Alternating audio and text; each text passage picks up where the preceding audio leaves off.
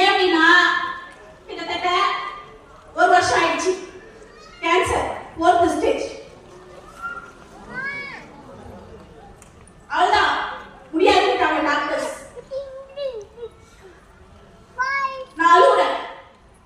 பாப்பாக்கு ரொம்ப பிரம்மாண்டமா கல்யாணம் பண்ணினேன். பயங்கர பிரம்மாண்டமா கல்யாணம் பண்ணினேன்.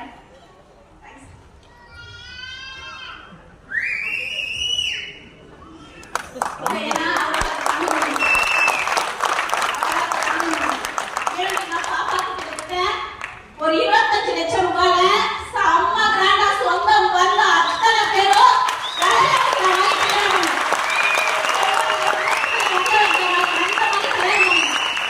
கல்யாணம் பண்ணி அடுத்த மாசம் வந்த ரிசல்ட் ஒண்ணுமே பண்ண முடியாது. அவ்வளவுதான்.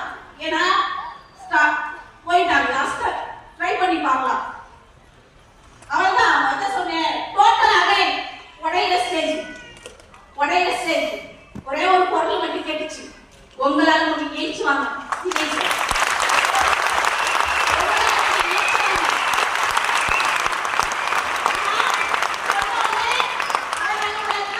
ஒரு கட்டத்துல என்னால அதை தாங்க முடியாம அவர்கிட்ட நான் ஷேர் பண்றேன். பிள்ளைகளை நல்லா பாத்துக்கோப்பா, விஜய் சார்ட்ட சொல்ற டீம் எல்லாம் பாத்துக்கோங்க சார். என் டீம் கிட்ட சொல்றேன், நான் இருந்தாலும் சரி இல்லனாலும் சரி இந்த டீமை நீங்க விடக்கூடாது. அடுத்த கட்டத்துக்கு எடுத்துட்டு போகும். இந்த டீமை வழி நடத்தி எடுத்துட்டு போகும். ஆனா அவர்கிட்ட பேசும்போது அவர் அழுகுறாரு. ஆனா என்ன சமாதானம் பண்ற, அதெல்லாம் ஒண்ணு இல்ல, நான் பாத்துக்கிறேன். நான் இருக்கிற வரைக்கும் உன்னை விட மாட்டேன், நான் பாத்துக்கிறேன். அவர் சொல்றாரு. ஆனா 2 பேர் அழுகு. அவருக்கு தெரியாம நான் அழுகுறேன், எனக்கு தெரியாம அவர் அழுகுறாரு. ஒண்ணுமே முடியல.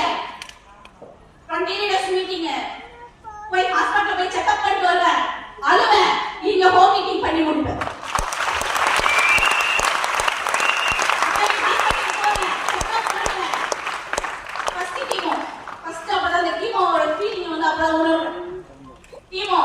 எந்திரிக்க முடியல, நடக்க முடியல, அப்படியே வாங்கிட்டு வருது. முடியெல்லாம் கொட்டி மொட்டை அடிக்கிறேன். மொட்டை அடிச்ச மறுநாள் 20 minutes மீட்டிங் போய் பண்ணிடுறேன்.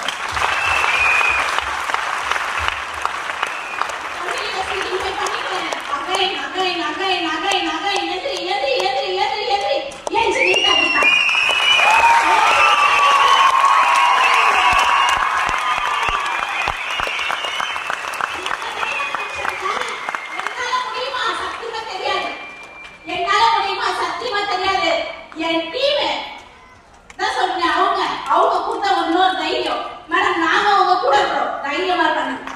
நாங்க உங்க கூட இருக்கிறோம், தைரியமா பண்ணுங்க அப்படின்னு சொல்லி கிட்டத்தட்ட ஸ்டேஜ் எடுத்துருக்கோம்.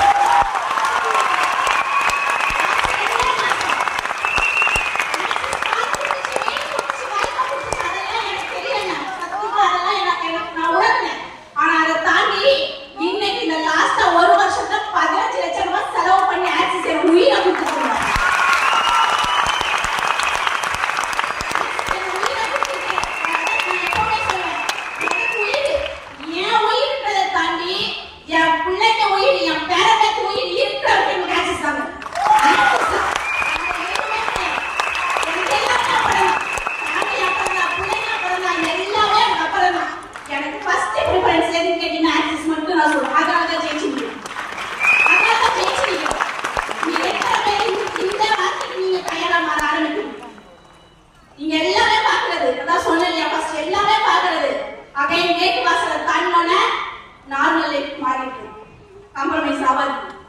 தயவு செய்து சொல்றேன். அதான் சொல்றேன், லைஃப்ல 0, ஹெல்த்ல 0. நான் நினைச்சேன் அப்படின்னா எல்லாமே முடியும்.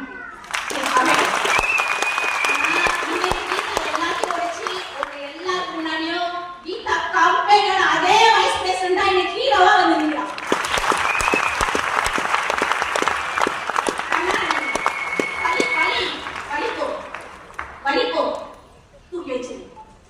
தூக்கி வச்சுட்டு குடும்பத்துக்காகவும் பிளஸ் உங்களை நம்பி வந்த அந்த டீமுக்காகவும் ஓட ஆரம்பிச்சுன்னா கடவுளோட கூட வந்து நிற்பாரு. கடவுளோட கூட வந்து